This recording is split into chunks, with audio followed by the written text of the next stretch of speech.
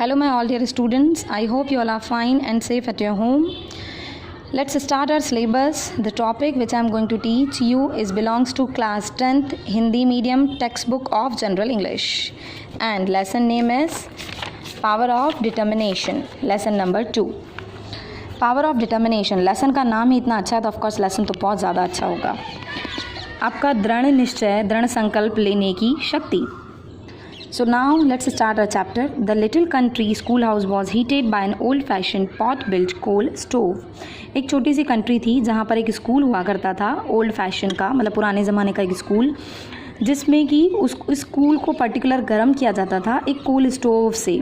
Just like अभी जो काम एसी करता है तब पहले वो स्टोव करता था, जैसे हॉट एसी जो आता है वैसा. A little boy had the job of coming to school early each day to start the fire and warm the room before his teacher and classmates arrived. एक छोटा बच्चा इस स्कूल में था जिसका ये ड्यूटी था कि वो सुबह अपने टीचर्स और क्लासमेट्स से पहले आता था और उस स्कूल के रूम को वो फायर वार्म स्टार्ट करके, जो अपने ऊपर पड़ा ना कोल स्टोव, एक प्रकार का स्टोव ही है, तो वो स्टार्ट करके वो रूम को गर्म करता था.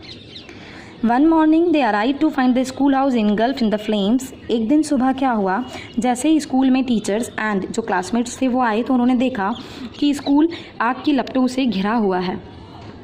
दे drag the unconscious little boy out of the flaming building more dead than alive.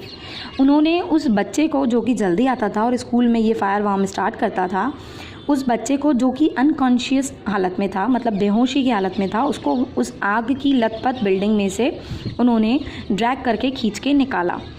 और वो एक प्रकार से अपन बोल सकते हैं कि ऐसी हालत में था कि अधमरा सा था, more dead than alive. He had major burns over the lower half of his body and was taken to the nearby country hospital.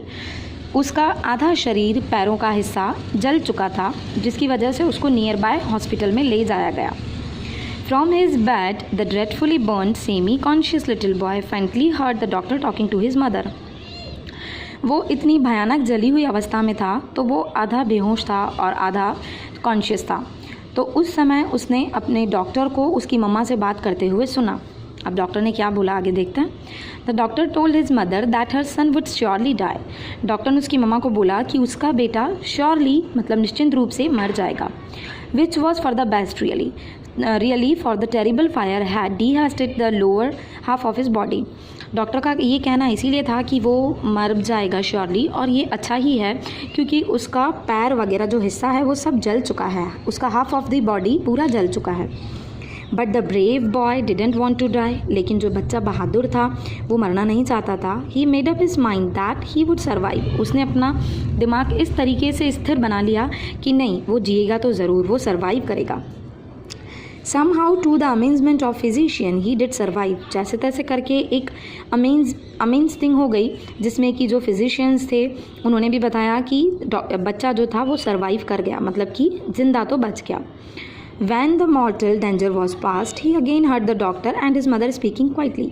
ये इतना बड़ा खतरा टलने के बाद उसने फिर सुना कि डॉक्टर उसकी मम्मा से कुछ धीरे से कह रहे हैं. The mother was told that since the fire had destroyed so much flesh in the lower part of his body, he would have been better if he had died. Doctor ने कहा कि जिस हिसाब से या जिस तरीके से उसका हाफ ऑफ द बॉडी, उसके पैर वगैरह मतलब लोअर लिम्स जल चुके हैं, इससे तो उसका मर जाना ही बेहतर था, क्योंकि डॉक्टर से उसकी तकलीफ देखी नहीं जा रही थी. Since he was doomed to be a lifetime cripple with no use of his lower limbs. क्योंकि डॉक्टर का कहना था कि वो लाइफ टाइम क्रिपल हो जाएगा और उसके जो लोअर लिम्स हैं, मतलब उसके पैर किसी काम के नहीं रहेंगे. क्रिपल हो जाएगा इन द सेंस वो अपंगता, अपन बोलते हैं दिव्यांग जैसा बोलते हैं ना, वैसा हो जाएगा. One more the brave boy made up his mind he would not be cripple. एक बार फिर उस बॉय ने अपने दिमाग को स्थिरता में लाया और ऐसा उसने माइंड सेटअप किया कि नहीं, वो क्रिपल भी नहीं होगा, वो अपंग भी नहीं होगा, वो दिव्यांग भी नहीं बनेगा. ही वुड वॉक, वो चलेगा. But unfortunately from the waist down he had no motor ability. His thin legs just dangled there all but lifeless. लेकिन अपन बोल सकते हैं कि दुर्भाग्यवश क्या हुआ कि उसका जो कमर से लेकर जो पैरों तक का पूरा हिस्सा था वो एक प्रकार से झूल सा गया, लटक सा गया. उसके पैरों में ज़रा सी भी जान नहीं बची, उसके पैर लाइफलेस हो गए. Ultimately he was release from the hospital. जैसे तैसे करके वो हॉस्पिटल से रिलीज़ हुआ. Every day his mother would massage his little legs. हर दिन उसकी मम्मा उसके पैरों को मसाज करती थी. But there was no feeling, no control, nothing. लेकिन उसके पैरों में किसी भी प्रकार का कोई फीलिंग नहीं था, कोई मूवमेंट नहीं था और ना ही उसके पैरों पर कोई कंट्रोल था। Yet his determination that he would walk was as strong as ever. लेकिन उसका जो डिटर्मिनेशन था, जो दृढ़ संकल्प था कि वो चलेगा, वो वैसे ही स्ट्रॉन्ग था जैसे कि पहले। When he wasn't in bed, he was confined to a wheelchair. Bed के बाद वो व्हील चेयर पर आ गया। One sunny day, his mother wheeled him out into the yard to get some fresh air. एक दिन शाम के समय उसकी मम्मा उसको व्हील चेयर पर बाहर यार्ड में लेकर गई ताज़ी हवा खिलाने के लिए। This day, instead of sitting there, he threw himself from the chair.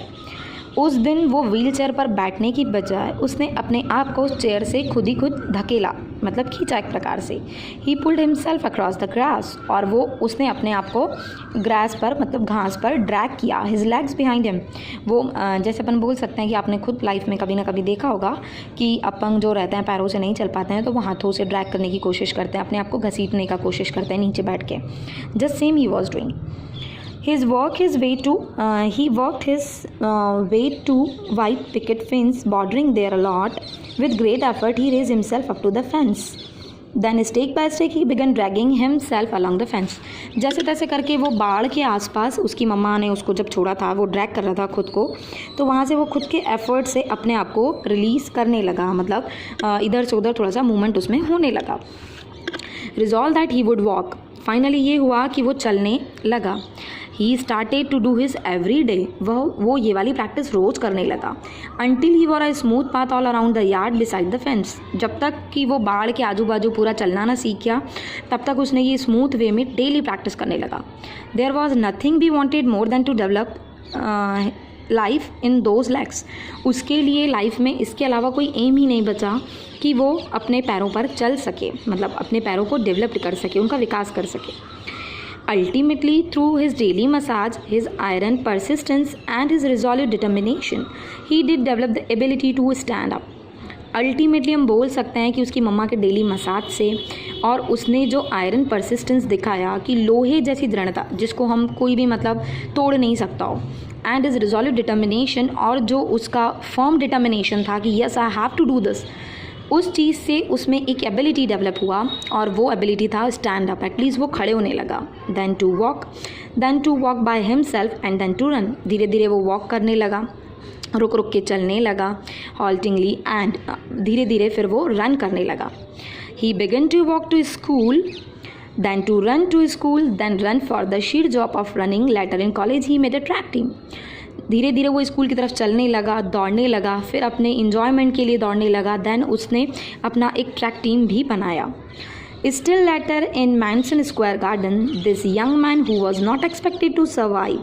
जैसा कि हम सब जानते हैं, स्टार्टिंग में ही डॉक्टर ने बताया कि ये वो यंग मैन था जो कि सर्वाइव भी न कर सकता. Would surely never walk, और ये तो कन्फर्म था कि वो चल तो पाता ही नहीं. Who could never hope to run, और ये तो किसी को भी उम्मीद नहीं थी कि वो दौड़ेगा. This determined young man, Dr. Glenn Cunningham, ran the world fastest mile.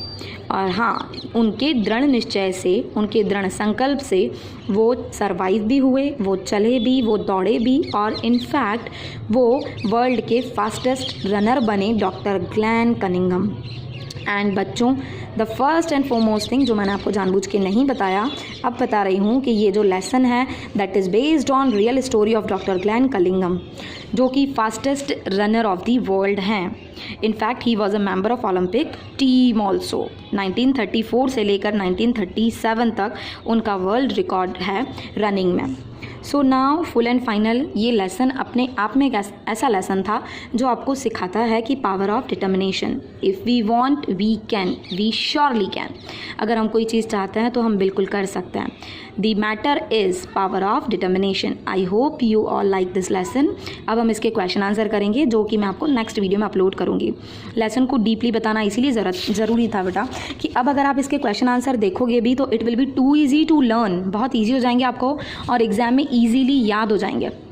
What was the duty of little boy. जैसा कि आप सब जानते हो कि उस छोटे से बच्चे का ड्यूटी क्या था. उस छोटे से बच्चे का ड्यूटी ये था कि वो अपने क्लासमेट्स और टीचर से पहले आए और स्कूल को वार्म करे. इन्हीं चीज़ों को इंग्लिश में अब आपको ट्रांसलेट करके लिखना है. फाइन.